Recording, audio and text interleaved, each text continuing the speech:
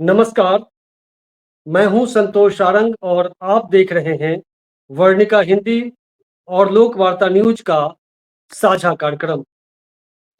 साथियों, एक कहावत है, आ बैल मुझे मार।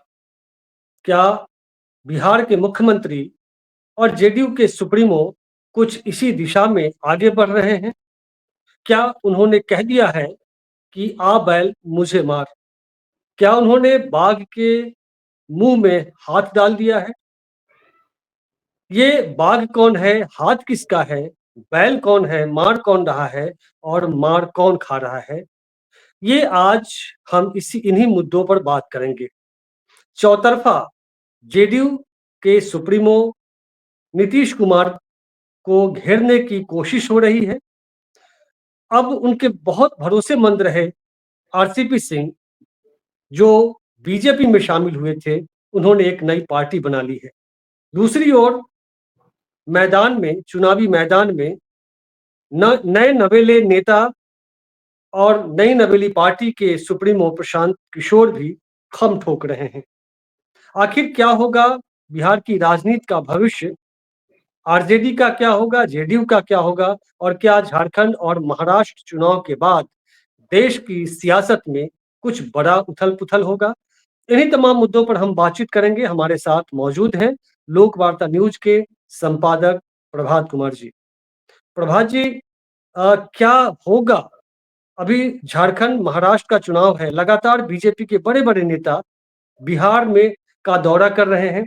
यूपी के की राज्यपाल और गुजरात के पूर्व मंत्री आनंदीबेन पटेल बिहार के दौरे पर आई हैं। मुख्यमंत्री से भी अनौपचारिक या औपचारिक जो भी बैठक हुई। फिर जेपी नड्डा लगातार आ रहे हैं। क्या होने वाला है? नीतीश कुमार सुरक्षित है, जेडीयू सुरक्षित है, क्या होगा आगे? संतोष जी, जिस तरह से बिहार की स्थिति है और आपने बखूबी उसका चित्रण करते हुए जो कहा है कि बिहार में नीतीश कुमार के लिए आ बैल मार जैसी स्थिति बनी हुई है और उन्होंने बाघ के मुंह में हाथ डाल दिया है। वहीं जनता दल के कुछ यूनाइटेड के और उनके काफी भरोसेमंद नेताओं का मानना है कि वो शेर की सवारी कर रहे हैं। अब शेर पर सवा शेर कौन साबित होगा यह तो आने वाले समय में पता चलेगा, लेकिन जहां तक सवाल है कि नीतीश कुमार का, तो नीतीश कुमार इन सभी स्थितियों को भांप लिया है और समझ लिया है और वो परिस्थिति और समय का अब इंतजार कर रहे हैं। ऐसा बहुत सारे पत्रकारों और समीक्षकों का मानना है। लोगों का कहना है कि 23 नवंबर का इंतजार है। 23 नवंबर को महाराष्ट्र और झारखंड का चुनाव परिणाम आने के बाद नीतीश कुमार कोई बड़ा निर्णय ले सकते हैं, फैसला ले सकते हैं। एक पत्रकार ने तो एक बाबा या तांत्रिक जो भी हो उनके उनके आधार पर उन्होंने नीतीश कुमार के बारे में यह भी कहा है कि नीतीश कुमार की कुंडली में 11 बार मुख्यमंत्री का शपथ लेने का योग है और एक योग आने वाले कुछ समय में ही हो सकता है और वो 10वीं बार बिहार का मुख्यमंत्री का ओथ ले सकते हैं। यह नहीं, नहीं, अलग हम बात। एक चीज़ प्रभात जी, एक चीज़ स्पष्ट कर देना चाहते हैं। हम लोग उन चीज़ों पर विश्वास नहीं करते हैं, ना हम बाबाओं के उस कुंडली विश्वास पर। नहीं करते, हम चर्चा की बात कर रहे हैं। हम सिर्फ चर्चा हम की उस बात, पर, ठीक है। हाँ, चर्चा की बात है सिर्फ। मतलब कि 10वीं बार मुख्यमंत्री के रूप में ओथ लेने की चर्चा भी है और पत्रकार एक इस बारे में कह रहे थे और कई पत्रकारों ने, कई सीरियल मैंने देखा है जो यूट्यूब चैनल्स का है, उसमें यह बात बड़ी चर्चा में है कि क्या नीतीश कुमार फिर विपक्ष परिवर्तन करेंगे, पाला बदलेंगे, माने पलटी मारेंगे, जो कई तरह का शब्द होता है उस तरह के शब्दों की चर्चा जी, हो रही है। तो जी, जहां तक सवाल है कि पूरे देश का जो राजनीति है, यह तय है कि जिस तरह से लोकसभा चुनाव में एनडीए को झटका लगा और वह जिस तरह से 240 पर सिमटी और विपक्ष का कद बढ़ा, यह तो सबके सामने था। और थोड़ी से मैंने मैंने कवायद और कोशिश में कमी रह गई, जिसके कारण इंडिया गठबंधन सत्ता से दूर रह गया। अब इसके कारण और इसके मायने पर बहुत चर्चा हो चुकी है, लेकिन अब एक बार हरियाणा में चुनाव हुआ तो थोड़ा सा भाजपा को राहत मिली हुई है और वह दुगुने उत्साह के साथ झारखंड और महाराष्ट्र में हरियाणा मॉडल को अपनाना चाहती है।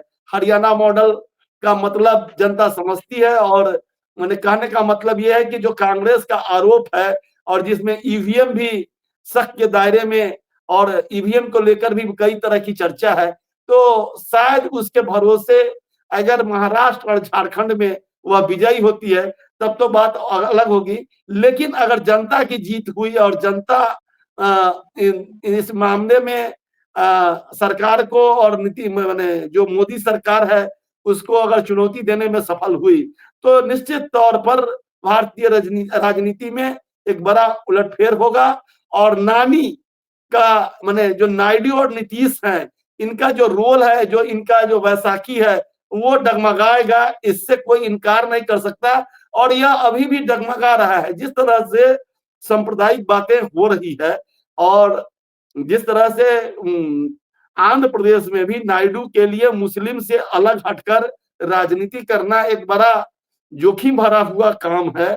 और बिहार में भी नीतीश कुमार कहीं ना कहीं से ठीक है, उनके साथ पूरी जमात नहीं हो, कुछ अंश ही है, लेकिन वो किसी भी रूप में वो सांप्रदायिक छवि के साथ जाना नहीं चाहते हैं। वो छद्म सांप्रदायिक ही रहना अगर चाहते हैं। अगर आप लोग, कई लोगों का कहना है कि ये जो नीतीश कुमार का छद्म सांप्रदायिकता है जिसमें मुस्लिमों को वो अच्छी बातें कहते हैं, लेकिन मुस्लिमों के साथ वो खुलकर जाने में विश्वास नहीं रखते हैं और वो भाजपा को पोषित करते हैं। जो भी स्थिति हो उसको देखते हुए, लेकिन जिस तरह से अभी मथुरा में एक आरएसएस की माने एग्जीक्यूटिव कमेटी की बैठक हुई, एक बड़ी बैठक थी और जिसमें आरएसएस का 100 साल पूरा होने पर शताब्दी समारोह और 14 जनवरी को जो होने वाला कुंभ है इलाहाबाद में, उसको संयुक्त रूप से मनाने और वैसे समाज जो लिंगायत समाज है, कुछ महाराष्ट्र के, कुछ झारखंड के, कुछ ऐसे हिंदू संप्रदाय हैं जो कुंभ में हिस्सा नहीं लेते हैं, उनको भी बुलाने और उनके भी कवायद, उनकी भी को लेकर भी नीति बनी है। और योगी आदित्यनाथ जो यूपी के मुख्यमंत्री हैं, उनका पीठ आरएसएस ने ठोका है और उनको नंबर 2 का नेता का लगभग ताज पहना दिया है कि आप वेटिंग प्राइम मिनिस्टर इस देश के हो सकते हैं। तो ऐसी परिस्थिति में जो घोर सांप्रदायिकता की बात इस देश में चल रही है, तो नायडू और नीतीश के लिए यह एक प्रश्न है। निश्चित तौर पर आप बैल मार जैसी स्थिति है, बाघ के हाथ जी। में मुंह में हाथ डालने प्रभात जी, जैसी। अभी आरसीपी सिंह ने नई पार्टी की घोषणा की है और मोदी की खूब प्रशंसा की है। नीतीश कुमार पर हमला उन्होंने किया है एक तरह से। प्रशांत किशोर ने शराबबंदी की एक तरह से आलोचना करते हुए कहा था कि सरकार हमारी बनेगी तो शराबबंदी कानून खत्म करेंगे और फिर शराब बेची जाएगी। आरसीपी सिंह ने भी कुछ वैसी ही बात कही है शराबबंदी को लेकर और फिर तारीफ के पुल बांधे हैं मोदी के। जबकि बीजेपी ने इनके साथ क्या किया वो सभी जानते हैं। क्या है आरसीपी सिंह का भूत भविष्य क्या है? देखिए, आरसीपी सिंह केंद्रीय मंत्री रहे, इस्पात मंत्री और जनता दल यूनाइटेड के राष्ट्रीय अध्यक्ष भी रहे। इनकी जो बिहार में पहचान रही है, जो इनकी क्षमता और जो इनको राजनीतिक जो भी मुकुट पहनने का अवसर मिला, वो जनता दल यूनाइटेड ने किया और नीतीश कुमार के कारण ही इनकी पहचान रही है। और यह नीतीश कुमार के खिलाफ उस समय भाजपा में शामिल हुए थे जिस समय नीतीश कुमार आरजेडी के साथ थे, महागठबंधन के साथ थे। और उन्होंने जब उनको राज्यसभा का सदस्य नहीं बनाया गया तो उन्होंने कमल का फूल और बीजेपी का झंडा थामा था। आपको बता दें कि नीतीश कुमार और आरसीपी के बीच जो मतभेद शुरू हुआ था, उस मतभेद का कारण कहीं ना कहीं से प्रधानमंत्री मोदी थे। और आरसीपी को शुरू से गुजरात मॉडल पसंद था और गुजरात मॉडल की वह माने जनता दल यूनाइटेड के राष्ट्रीय अध्यक्ष होने के बावजूद प्रशंसा करते थे। और उन्होंने जिस तरह से अपनी पार्टी की शुरुआत प्रधानमंत्री के वंदन चंदन और अभिनंदन से शुरू किया है, तो उससे यह तय हो गया है कि कहीं ना कहीं वो प्रधानमंत्री मोदी के उन नीति और उनके जो भी माने लाइन ऑफ एक्शन है उससे वह अलग नहीं है, क्योंकि वह अपना राजनीतिक भविष्य तलाश रहे हैं। और तत्काल जो परिस्थिति है जिसमें जब तक नीतीश कुमार बीजेपी के साथ है तब तक उनके लिए बिहार में कोई भी राजनीतिक भविष्य बीजेपी में रहकर संभव नहीं है। इसलिए उन्होंने एक अपना घर बनाया है, जहां तक मेरी समझदारी है, और उन्होंने आशा का दीपक जलाया और उन्होंने कहा है कि आप सबकी आवाज हम बनेंगे।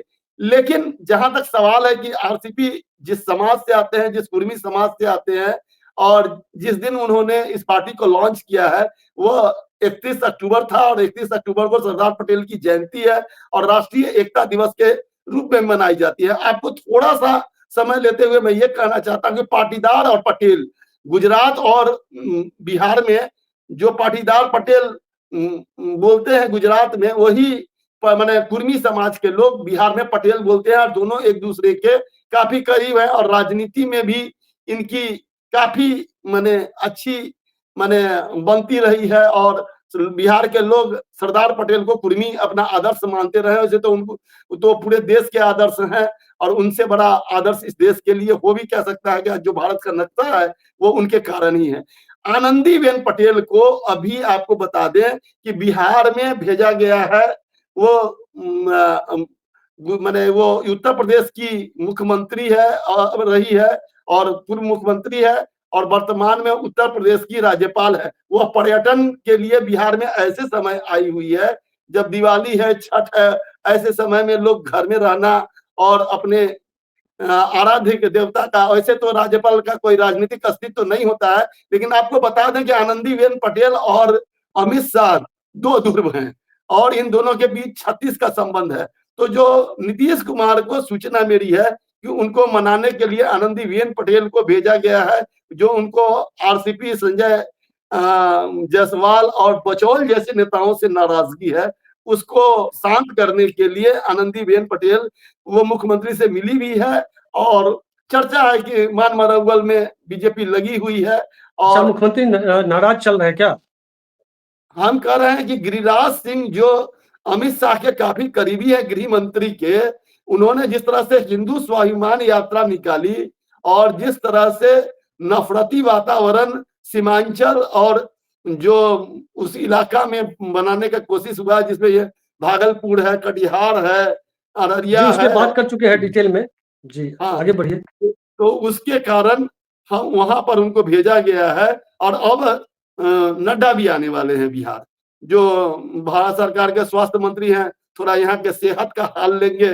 अब किसके सेहत का सियासत हाल की लेंगे? सेहत का। सियासत के सेहत का, या अपनी पार्टी के सेहत का, या नीतीश कुमार के सेहत का, या ये जो सत्ता चल रही है बिहार में उसके सेहत का, ये तो आने वाले समय में पता चलेगा। ये दिन छठी मैया का 7 तारीख को अर्घ्य दिया जा जी, रहा होगा पटना में। जी। प्रभात जी, घेराबंदी जो हो रही है नीतीश कुमार की, हम्म। वो आप देख रहे हैं, जो सियासत का जो शतरंज है उस पर जो बिसात बिछी है, उसके एक घोड़ा हाथी में आरसीपी सिंह भी है, फिर ये प्रशांत किशोर पांडे भी हैं और बाकी भी हैं।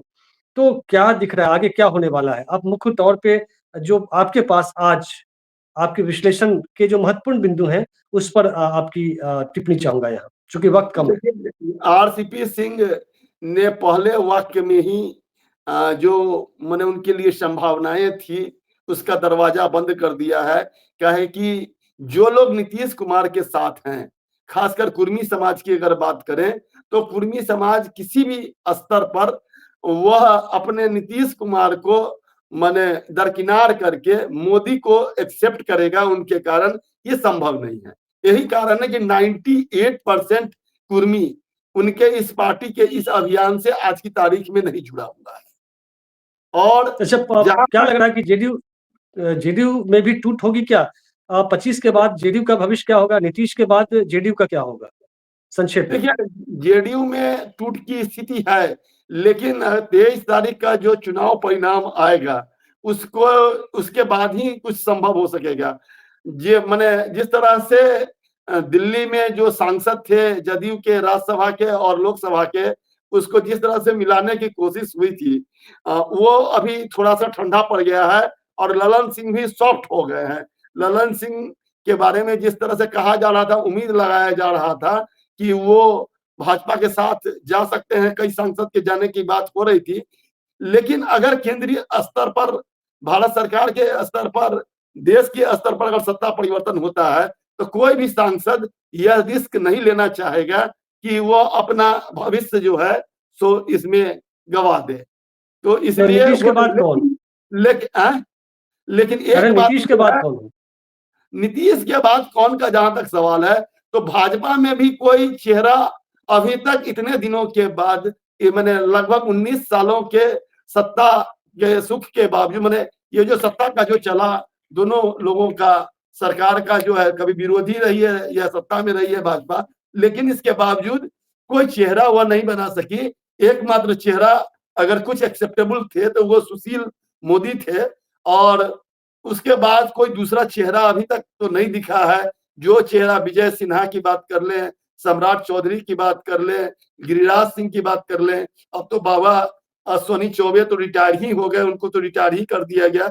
इन तमाम नेताओं में से जो बहुत सारे, संजय जायसवाल जी भी आए थे, अभी वर्तमान में जो उनके राजस्व मंत्री हैं, कौन जायसवाल नाम है उनका, दिलीप जायसवाल। दिलीप जायसवाल, तो दिलीप जायसवाल को भी दे सकते हैं। तो इसमें से किसी ऐसे नेता में कोई काबिलियत नहीं है जो नीतीश कुमार का माने कोई विकल्प बन सके। भाजपा अभी तक विकल्प नहीं तलाश सकी है, और वो इसी कारण नीतीश के नाम पर ही वो 2025 का बैतरनी पार करना चाहती है, भले ही उसके बाद उनको दूध की मक्खी की तरह निकाल के कहीं कोने में डाल दे। लेकिन अभी जो तत्काल जो स्लीपर सेल है बीजेपी का, जनता दल यूनाइटेड के भीतर, जिसमें विजय चौधरी हैं, संजय झा हैं, ऐसे तमाम नेता हैं, ये भी मैंने वही बीजेपी के पॉलिसी पर है कि किसी तरह नीतीश कुमार जी के नाम पर हम लोग बैतरनी पार कर जाए। वैसे संजय झा जी ने तो अपना 6 साल का रास्ता निकाल लिया है। विजय चौधरी जी भले ही फंसे हुए हैं, अब उनको लग रहा है कि अगर नीतीश जी के सहारे अगर हम अगला टेन्योर पा लेते हैं तो हमारे लिए बड़ी उपलब्धि होती है। ऐसे कई नेता हैं, तो जी। कहीं ना कहीं लेकिन अंतर्द्वंद है, और इस अंतर्द्वंद के बीच एक व्यक्ति अलग राह अपनाकर पूरे बिहार में दौरा कर रहा है, और पार्टी के लोगों के बीच अपने दल के जो पुराने साथी हैं उनके बीच जा रहा है, उनके घर खाना खा रहा है, उनसे बातचीत कर रहा है, उनके दर्द पर मलहम लगा रहा है। उसका नाम मनीष वर्मा है। एक तीसरा रास्ता भी जनता दल यूनाइटेड के बीच मुझे दिख रहा है। एक दूसरा ललन सिंह और अशोक चौधरी का एक ग्रुप है। तो यह नहीं कहा जा सकता कि जनता कई दल, ग्रुप में जेडीयू के अंदर कई ग्रुप हैं और और अंतर उसको भी है। नीतीश कुमार फिलहाल लीड कर रहे हैं। आगे क्या हाँ, होगा नीतीश कुमार के बाद, वो हाँ, भविष्य के गर्भ में है। तो हाँ। क्या इस एपिसोड को यहीं विराम दें, चूंकि वक्त हो हाँ, चला है? भविष्य की राजनीति की कोशिश में लगे हुए हैं आरसीपी सिंह। वो चाहते हैं कि भविष्य में नीतीश कुमार का जो जगह है वो हमको मिल जाए, लेकिन जो उन्होंने रास्ता पकड़ लिया है उस रास्ते से तो मुझे संभव नहीं दिखता है। नीतीश कुमार जी, उनकी नीतीश पार्टी कुमार के गठन के बिल्कुल। एक महत्वपूर्ण बात यह है कि उनकी पार्टी के गठन के बाद उन्होंने जो 140 सीटों पर चुनाव लड़ने की जो बात कही है, उसको मैसेज यही जा रहा है कि आरसीपी चिराग मॉडल के रूप में भाजपा की आगे बढ़ तरफ रहे से हैं। सामने आने वाले हैं। जी, तो ये जी। एक बहुत खतरनाक संकेत चला गया, और इस संकेत के कारण आरसीपी का भविष्य अब क्या होगा, इस बारे में कुछ कहना वो मुश्किल है। जी आगे देखेंगे। लेकिन एक तरफ बीजेपी क्षेत्रीय दलों को खत्म करने में लगी है, तो दूसरी तरफ क्षेत्रीय दलों के उभार कर आरजेडी और जेडीयू को खत्म करना भी चाहती है। तो यह एपिसोड आपको कैसा लगा? यदि अच्छा लगा हो तो आप इस वीडियो को जरूर शेयर करिएगा, और जिस भी चैनल पर आप देख रहे हैं उसे सब्सक्राइब करिए, लाइक, शेयर और कमेंट भी करिएगा। तो फिलहाल दीजिए इजाजत, मिलते हैं अगले अंक में। तब तक के लिए नमस्कार, शुक्रिया।